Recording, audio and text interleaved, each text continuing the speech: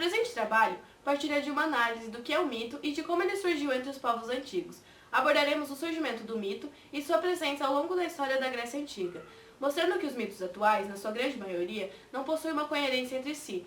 Dentro dessa reflexão, analisaremos a ligação que o mito tem com a explicação da realidade e de como ele une determinados grupos, os quais encontram no mito um retorno aos tempos primordiais.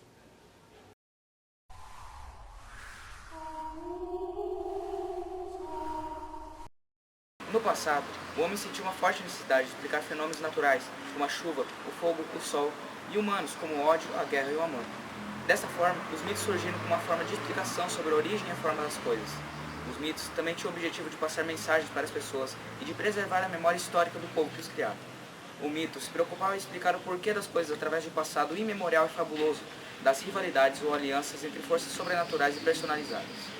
Não se importando com as contradições, porque sua narrativa provinha de uma autoridade religiosa, tanto que a palavra mito originou-se de mitos, que significa fé.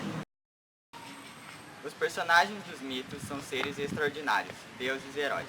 Os deuses são imortais, os heróis são ou semideuses ou filhos de mortais e de divindades, ou mortais filhos de mortais, que pelos seus feitos merecem ultrapassar a dimensão humana.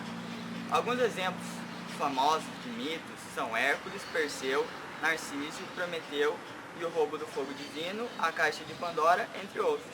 A tragédia Édipo Rei, escrita por Sófocles por volta de 427 a.C., é considerada a maior tragédia do teatro grego, por reunir elementos daquela cultura e também pelo texto brilhantemente escrito que faz com que o leitor se envolva com a narrativa.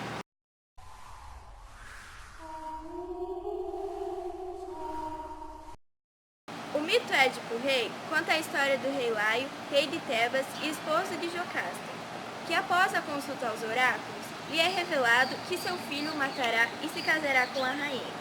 Para evitar o parricídio, o incesto, Laio ordena ao servo que abandone a criança no alto da montanha com os pés amarrados. Porém, o servo do rei, comovido, decide entregar a criança a Políbio, rei de Corinto, para que ele e sua esposa Mérope cuidem dela. E assim é feito. Políbio leva o menino para sua casa e lhe dá o nome de Édipo. Passam-se anos e Édipo, em uma gloriosa consulta aos oráculos, descobre que ele matará seu pai e casará com sua mãe, sem saber que Políbio e Mérope não são seus pais biológicos. Édipo decide sair de Corinto, pensando que assim evitará a consumação das profecias oráculos. Na fuga de Corinto, Édipo é atacado pela tropa do rei Laio e, em legítima defesa, acaba matando o rei. Édipo chega a Tebas, vence a esfinge, se torna tirano e casa-se com Jocasta. Ou seja, desconhecendo a sua história, Édipo vai ao encontro do seu trágico destino, mata o próprio pai e casa-se com a mãe. Esse é o mito Édipo Rei, que na psiquiatria originou o famoso complexo de Édipo.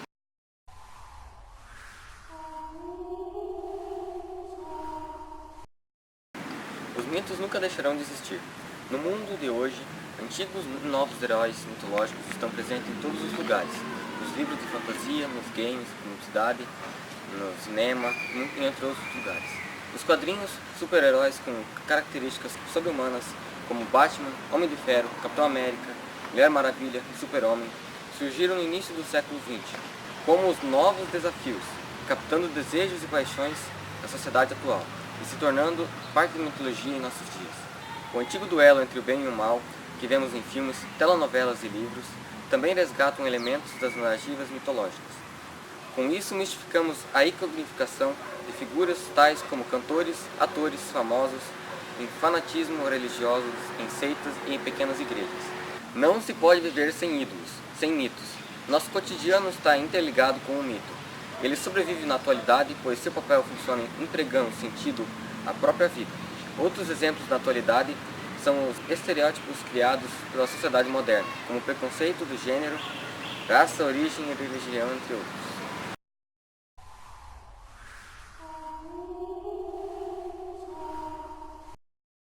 O complexo de Édipo, de Sigmund Freud. O termo complexo de Édipo, criado criado por Freud e inspirado na tragédia grega Édipo Rei, escrita por Sófocles, e designa o conjunto de desejos amorosos e hostis que o menino, enquanto ainda criança, experimenta com relação à sua mãe. O fenômeno psíquico também ocorre nas meninas, com relação ao pai, mas a este se dá o nome de complexo de Electra. O psiquiatra austríaco Sigmund Freud, em seu livro A Interpretação dos Sonhos, publicado pela primeira vez em 1899, propôs que o desejo de piano é um fenômeno universal psicológico inato, filogenético, dos seres humanos e a causa de grande culpa inconsciente. Seu destino nos move apenas porque poderia ter sido nosso, porque o oráculo lançou a mesma maldição sobre nós antes do nosso nascimento, como sobre ele. É o destino de todos nós, talvez, dirigir nosso primeiro impulso sexual para nossa mãe e nosso primeiro ódio, nosso primeiro desejo assassino contra o nosso pai. Nossos sonhos nos convencem de que isso é assim, afirmou Freud.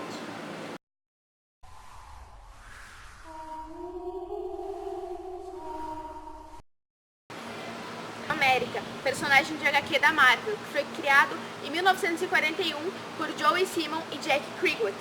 Ele representa o patriotismo norte-americano, tanto pelas suas cores de roupas, quanto pelo seu comportamento. Ele foi apresentado pela primeira vez em Capitão América 1, na época da Primeira Guerra Mundial, para representar os Estados Unidos naquela época. São heróis como o Capitão América, como o Batman, como o Homem de Ferro, que influenciam as crianças e jovens de hoje em dia, fazendo com que comprem produtos, brinquedos, roupas, fantasias, o que estimula o consumismo, não só nas crianças como nos adultos. Afinal, nós sabemos o comportamento que os Estados Unidos têm perante a questão do consumismo e todas as outras questões econômicas e sociais.